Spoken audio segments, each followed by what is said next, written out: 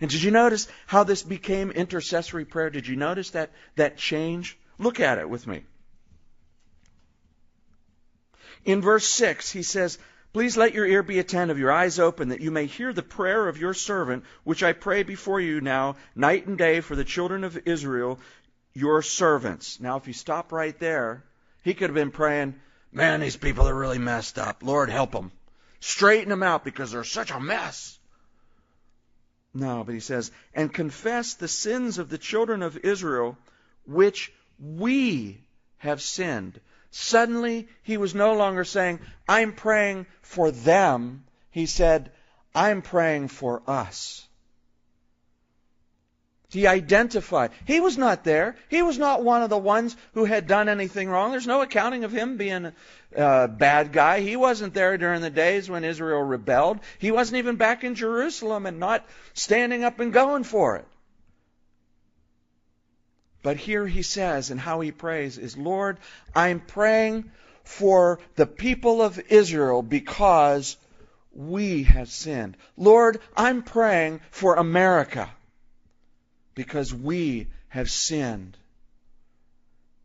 in allowing the sin of abortion to go on and on in this country." That's not confessing that you have had an abortion or that you favor abortion or did. That's saying, "Lord, I recognize that our country has sinned before you, and I, as an American, I am praying for my country and praying that you would forgive us." In the same way that Jesus came, God did not redeem us by saying, "Okay, I'm going to give you all Jesus. See him? He's right up here. See how holy and righteous he is? Okay. He's going to take care of it." And Jesus waves his magic wand and you're all redeemed. No, what did he do? He came. He became a man. God became a man. Entered into this world the same way you did, through the birth canal. Was in diapers for years or whatever, swaddling clothes or whatever they used in those days. Was fed by Mary. Was raised as a little kid. Went through all of the things that you have gone through. Was in all ways tempted, just as we are, yet without sin. Why did he do all that? To identify with us.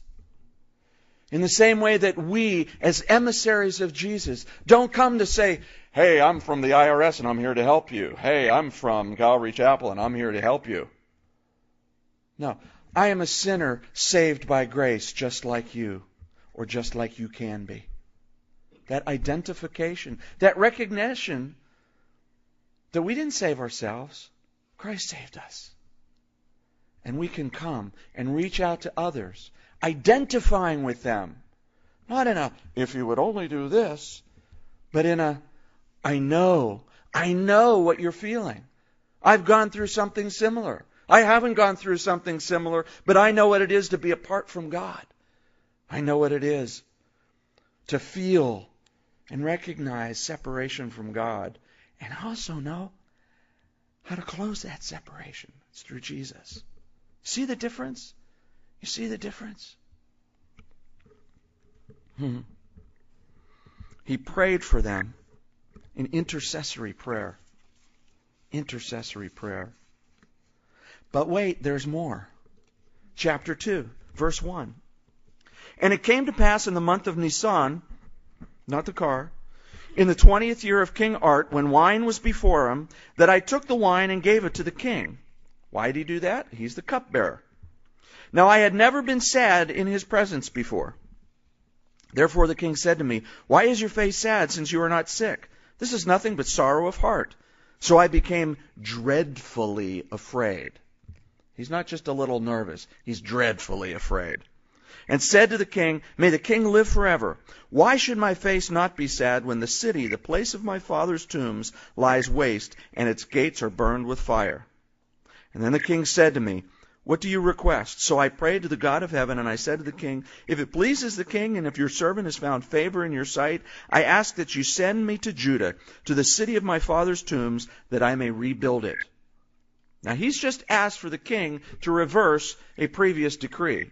The kings of Persia didn't do that very often. We'll find in the book of Esther, which we come to next, they had a policy of, hey, once the king decrees it, that's it. It cannot be reversed. He's asking him to reverse a previous decree. He should be nervous. Then the king said to me, the queen also sitting beside him, how long will your journey be? What a great response. He didn't say, yeah, you can go. He said, well, how long are you going to be gone? When are you going to be back? So it pleased the king to send me, and I set him a time. Furthermore, I said to the king, if it pleases the king, let letters be given to me for the governors of the region beyond the river, that they must permit me to pass through till I come to Judah. And a letter to Asaph, the keeper of the king's forest, that he must give me timber to make beams for the gates of the citadel, which pertains to the temple, for the city wall, and for the house that I will occupy. He just asked him if he could go, and the king says, yeah, okay, when you'll be back? Well, I'll be back so and such a time. And oh, by the way, would you also give me a letter so nobody can mess with me? And oh, by the way, could you also give me a letter to make the guy who owns the forest there to cut down timber and mill it all so I can build gates and stuff? And I have this image in my mind of the king kind of looking at the queen going, can you believe this guy? I just told him, yeah, he could go. And now he wants me to fund it as well. And the king granted them to me, according to the good hand of my God upon me. And then I went to the governors in the region beyond the river, and gave them the king's letters. And now the king had sent captains of the army and horsemen with me. And when Sanballat, the Honorite, and Tobiah, the Ammonite official, heard of it, they were deeply disturbed that a man had come to seek the well-being of the children of Israel. They thought they were in control. They thought they could keep Jerusalem under wraps, keep the wall from being built. But now here comes one with the power and authority to rebuild. The power and authority to rebuild. It was 4 months between the time that Nehemiah heard the news to the time that he talked to the king. That's the difference between Chislev and Nisan. 4 months. He was a cupbearer to the king. That's a very trusted position.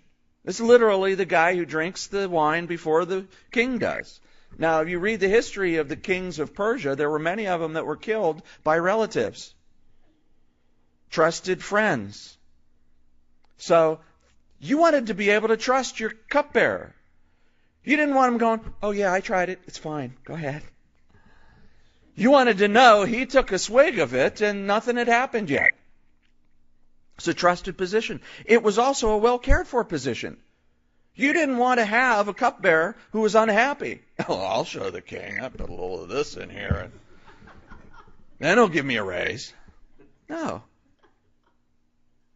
And he's confronted by the king. This question, we don't appreciate it. Why are you sad? It was more or less against the law of the land to be sad in the king's presence.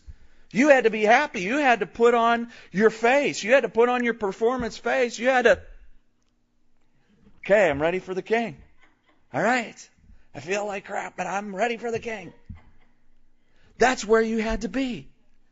But here, he can't hold it back anymore. He can't hold it back anymore. He's mourning over his people. Why are you sad? What do you request? And I love the fact that it says, what do you request? And it says, Nehemiah prayed. That's one of those quick prayers. Lord, help me right now. Speak correctly. But it wasn't that he was like, Lord, give me something to say. I don't know what to say. Because he had been praying for this for 4 months. Do you remember what it said in the last verse there in chapter 1? He prayed, let your servant prosper this day, I pray, and grant him mercy in the sight of this man. What man?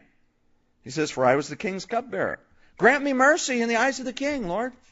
Let him be merciful to me.